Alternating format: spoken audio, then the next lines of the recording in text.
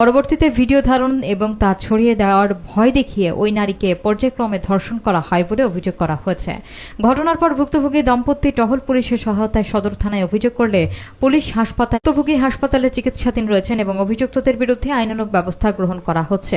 এদিকে হাসপাতালের মতো জায়গায় এমন ঘটনায় নিরাপত্তা নিয়ে সাধারণ মানুষের মাঝে চরম আতঙ্ক ও ক্ষোভের সৃষ্টি হয়েছে। নারায়ণগঞ্জ থেকে আসতেছিলাম, তো আমার হাজব্যান্ডের গাড়ি চার্জ শেষ হয়ে গেছে, আমরা ওখানে দাঁড়াইছিলাম। তো দুইটা যে সিকিউরিটি গার্ড ছিল, তো ওনারা বললো যে ভিতরে আসেন। তো আসার পরে ওনারা অনেক কিছু জিজ্ঞেস করলো, এরপরে বললো দুজনকে আলাদা করে নিয়ে যাও। পরে আমার উপরে নিয়ে আসলো, আমার হাজব্যান্ড নিচে ছিল। আমার এগুলো করার বাদে আমার ধর্ষণ করা হয়েছে দুজন। মানে অনেক জোরাজুরি করার পরে মুখে হাত দিয়ে আটকে রাখছিল, আমি যেন কথা না বলতে পারি। অনেক জোরাজুরি পরে আমার অনেক ভয় দেখাইছে। ভয় দেখানোর পরে আমার ধর্ষণ করতে, পরে ভয় দেখায় বলছে যদি এগুলো বলি তাহলে ভাইরাল করে দিব। এটা আমি পুলিশকে শনাক্ত করে দিয়েছি। বিষয়টা হচ্ছে রক্ষক হলো ভক্ষক, মানে যে রক্ষা করব সেই যদি ভোগ করে তাহলে কি অবস্থা দেশের হইব।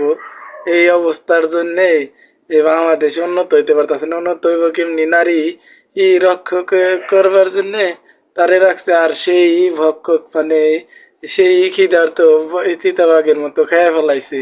তাহলে নারী ধর্ষণের মেন কারিগরি হচ্ছে আইন শৃঙ্খলা বাহিনী হাতে ধর্ষণ হইতাছে। তাইলে কি অবস্থা আনসার বাহিনীর হাতে নারী ধর্ষণ হইল, এটা মানিকগঞ্জবাসী কি নীরবে মাইনে নিতেছে। আজকে ভোরে একজন পুরুষ এবং একজন মহিলা, পুরুষের বয়স আনুমানিক 25, মহিলা হচ্ছে 16, এরা আমাদের বাস স্ট্যান্ডে টহলরত পুলিশের সাথে কথা বলে তারা জানায় যে তাকে ধর্ষণ করা হয়েছে। তখন সাথে সাথে আমাদের ওই টহল পুলিশ দ্রুত তাকে নিয়ে হাসপাতালে যায় এবং তার শনাক্ত মতে 2 জন অঙ্গীভূত আনসার সদস্যকে আটক করে। আনসার সদস্যকে পুলিশ কাস্টাডিতে নিয়ে যাওয়া হয়েছে।